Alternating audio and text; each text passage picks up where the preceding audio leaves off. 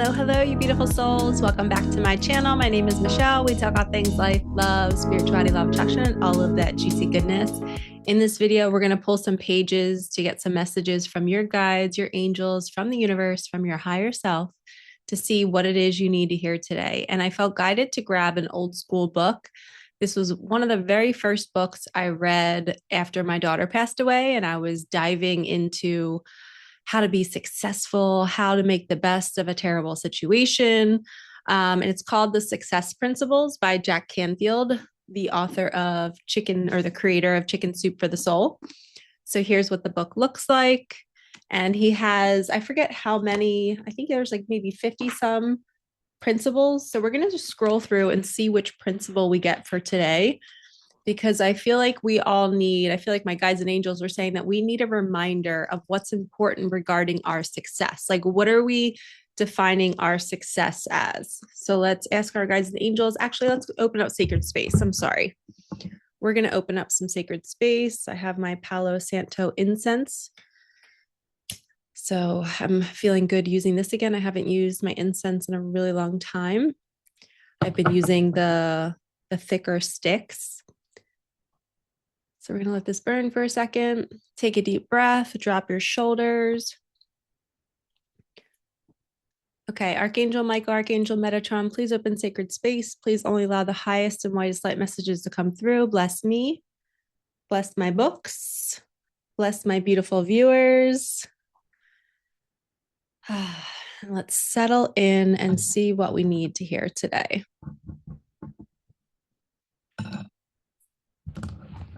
Okay, what principle do we need to hear to have more success in our lives? And this is definitely based on manifestation, co-creation. Jack Canfield is a big teacher of that. Okay, of course, we have forgiveness, which always seems to be some of the topics that I am guided to teach about. It says, forgive and bring yourself back to the present. In the world of business, in families, and in personal relationships, we too need to come from a place of love and forgiveness, to let go so that we can move on. You need to forgive a business partner who lied to you and hurt you financially. You need to forgive a coworker who stole credit for your work or gossiped about you behind your back.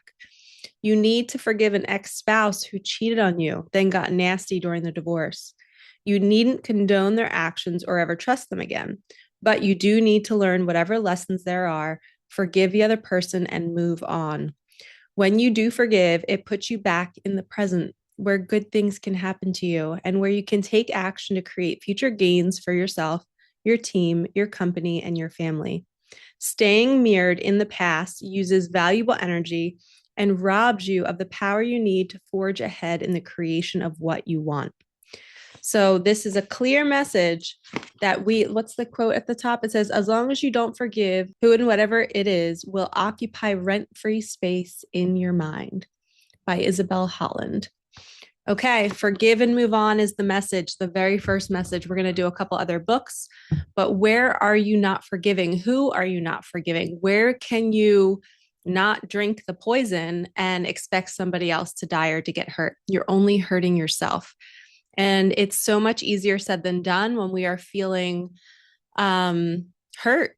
You know, we're feeling like it was an injustice what they did to us. But I believe that there's these characters in our reality that are placed as challengers, and they're meant to challenge us. They're meant to bring us to a new level of awareness, a new level of compassion.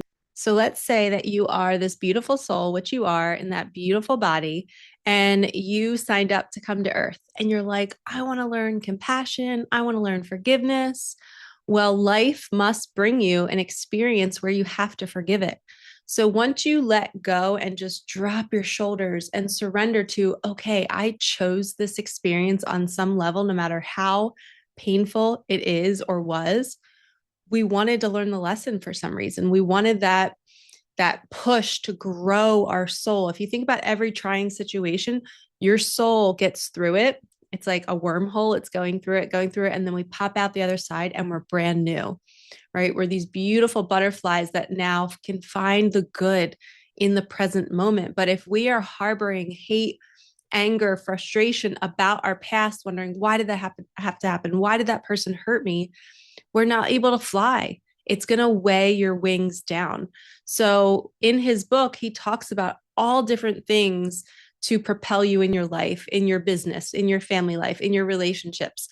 And forgiveness for me is literally probably, it should be one of the biggest chapters in the book, because our own feelings about our own lives is what's creating our future. So if we don't deal with what's shrinking us and what's weighing us down, we can never fly and become a best-selling author. We can't put that content out there because we're still, our energy field is clunky, and we got to let it go and we got to move on. So let's get another message from Everything is Here to Help You by Matt Kahn. Another one of my favorite books. He talks a lot about ego. If you are newly on the spiritual journey and you have not educated yourself with teachings of Wayne Dyer and learning about the ego and Eckhart Tolle, and I love learning from more of the heart-led teachers where they're very soft and warm and they teach about love and compassion. I like to hear about their journey. And Wayne Dyer, he had so much hatred towards his dad that he even went and urinated on his grave. That's how much anger he had. I said hanger.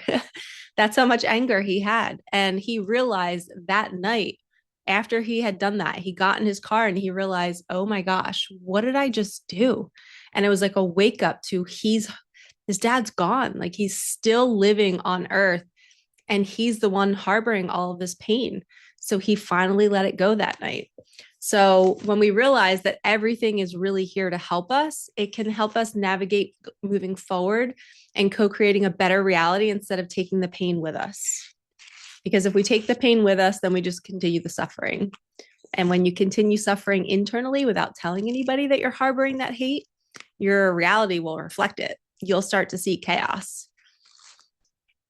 Okay, left side. Okay, it says, consider the possibility that thoughts do not create reality, since all of reality already exists. When we were born, we did not wait for reality to appear.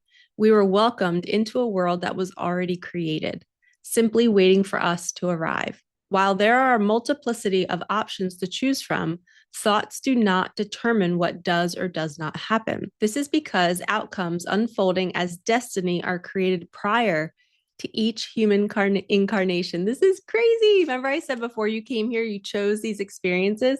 He's literally describing this here.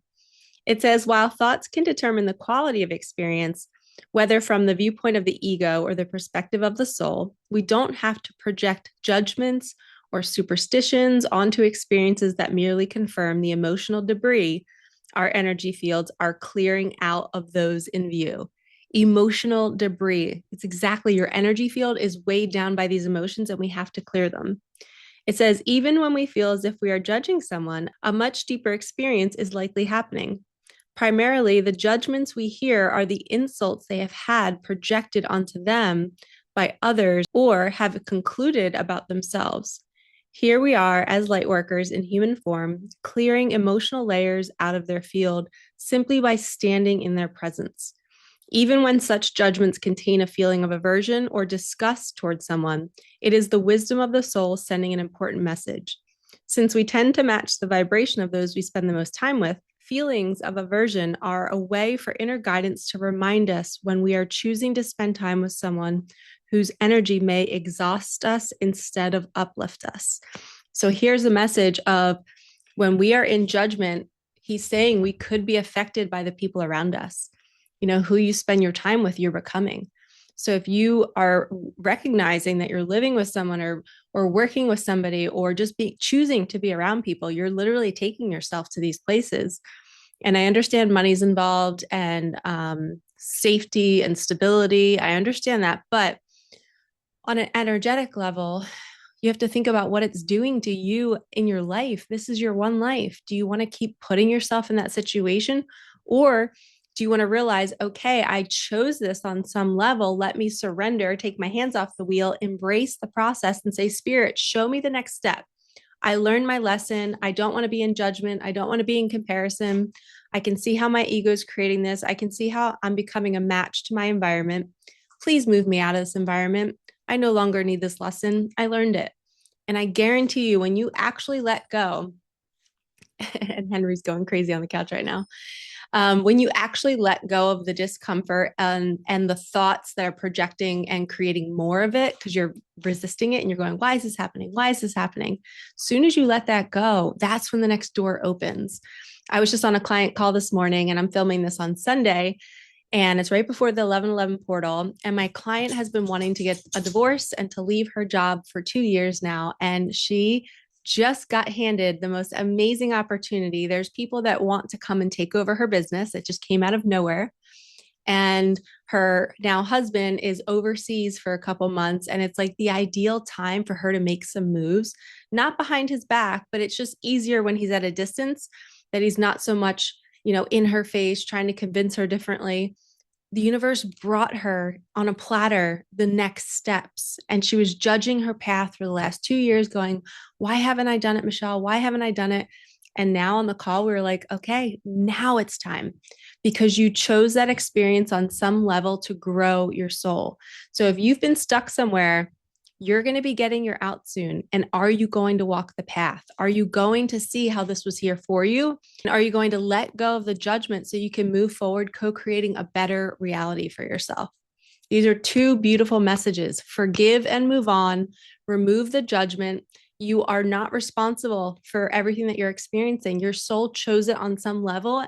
And we just have to be brave and surrender and say, thank you. Thank you, soul, because now I'm becoming a better person. I'm learning to forgive. I'm learning to move on, and I'm doing it with grace.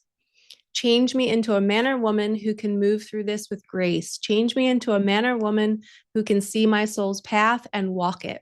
I want you guys to continue that prayer, okay? I am sending you so much love. Like, comment, subscribe, hit that bell. Thank you for supporting me, my daughter, and our channel. And if you need help walking your path with grace, hit the link in the comments. I mentor women. I do one-on-one sessions. I do coaching, intuitive readings. We can pull pages from any of my books that you see in my videos. I'd be happy to help you in any way that you need it. All right, lovies, I will see you in the next one. Peace out.